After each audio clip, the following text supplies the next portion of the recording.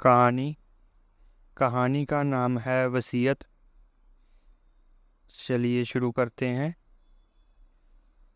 मेरी नानी अन्य सभी नानियों की तरह मुझे बहुत दिलचस्प कहानियाँ सुनाती थी। भारत, अरब, ईरान और तुरान की कई अद्भुत कहानियाँ। हालांकि उनकी कई कहानियाँ मेरी याददाश्त से बच गई हैं, लेकिन उनमें से कुछ अभी भी मेरे दिमाग में ताज़ा हैं।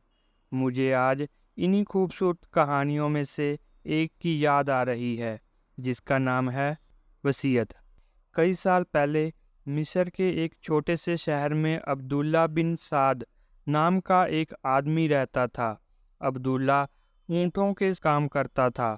उनके पास खरगोश के समान सफ़ेद फर वाले सर्वोत्तम गुणवत्ता के सबसे वंशावली ऊँट थे।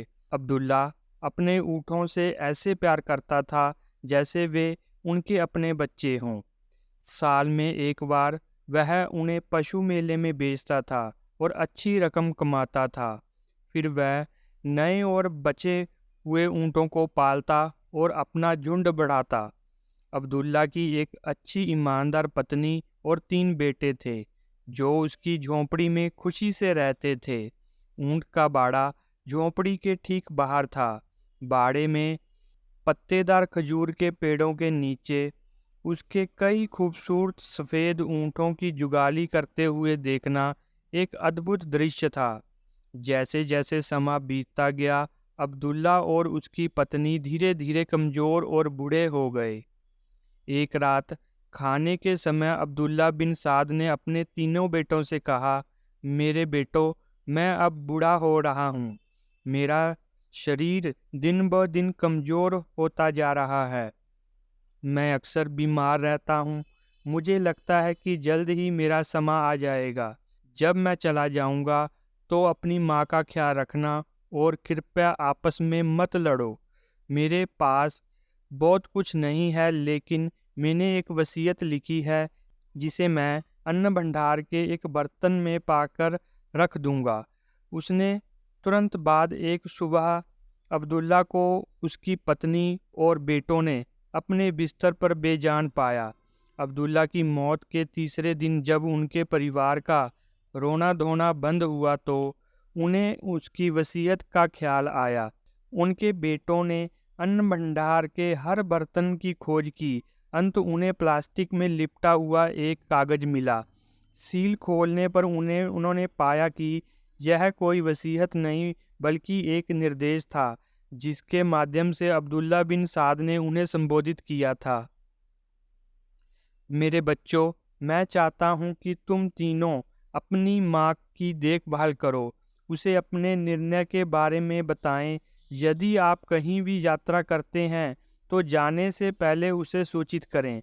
अहमद, तुम सबसे बड़े हो, इसलिए तुम्हारी जिम्मेदारी सबसे ज़्यादा होगी। तुम्हें अपने छोटे भाइयों मोहम्मद और मुकरम का ख्याल रखना होगा। अहमद, सबसे बड़े होने के नाते आपको घर में किसी भी शादी या मृत्यु या किसी भी अन्य कार्यक्रम में उपस्थित रहना होगा। मोहम्मद, चूंकि आप बीच में हैं, आपको अपने बड़े भाई का सम्मान करना चाहिए और अपने छोटे को शामिल करना चाहिए। आपको भी अपनी माँ का सम्मान और प्यार करना चाहिए। मुरकम, आप सबसे छोटे हैं और अपनी माँ के सबसे करीब हैं, इसलिए आपको यह सुनिश्चित करना होगा कि आपकी माँ की हर ज़रूरत या तो आप या आपके भाई पूरी करें। तुम्हें अपने भाइयों का आदर करना चाहिए, क्योंकि मेरे बाद वे ही तुम्हारे अग्रज होंगे। बेटों ने पृष्ठ को ऊपर से नीचे तक पढ़ा और एक दूसरे की ओर देखा। इस बात से भयभीत थे कि उनके पिता ने उनके लिए कोई वसीयत नहीं लिखी, बल्कि एक हिदायत या सलाह छोड़ी थी। फिर अब्दुल्ला की पत्नी को याद आया कि उस रात उनके पति ने 2 पन्नों पर लिखा था, लेकिन उन्हें केवल एक ही पढ़ा था। उसने यह जांचने के लिए कहा कि क्या दूसरा पृष्ठ पहले पृष्ठ से चिपका हुआ है। जब अहमद ने कागज के कोने को रगड़ा तो उसने पाया कि वास्तव में पहले वाले पर एक और कागज चिपका हुआ था, बेटों के चेहरे खिल उठे। सबसे बड़े अहमद ने कहा, भगवान का शुक्र है, अब्बा ने इस पर अपनी वसीयत लिखी है। मोहम्मद और मुरकम ने कहा, इसे जल्दी से पढ़ो, जल्दी से। अहमद ने पढ़ना शुरू किया। अल्लाह को साक्षी मानकर मैं लिखता हूँ कि मेरी मृत्यु के बाद मेरा घर मेरी पत्नी रकया खातून को जाता है और यह उस पर निर्भर है कि वह इसे रखे। हमारे बेटों को दे या बेच दे, निर्णय मेरी पत्नी पर निर्भर है। मेरे पास अपने घर के अलावा कोई संपत्ति नहीं है। हालांकि मेरी मृत्यु के बाद मेरे ऊँट मेरी पत्नी और बच्चों के बीच बांट दिए जाएंगे। सबसे स्वस्थ और सुंदर ऊँट मेरी पत्नी के पास जाएगा। शेष राशि मेरे पुत्रों में बांट दी जाएगी। मेरी पत्नी के एक ऊँट ले जाने के बाद अहमद को बचे हुए ऊँटों में से आधे ऊँट मिलेंगे, मोहम्मद को 1/3 ऊँट मिलेंगे और मुरकम को 1/9 हिस्सा मिलेगा।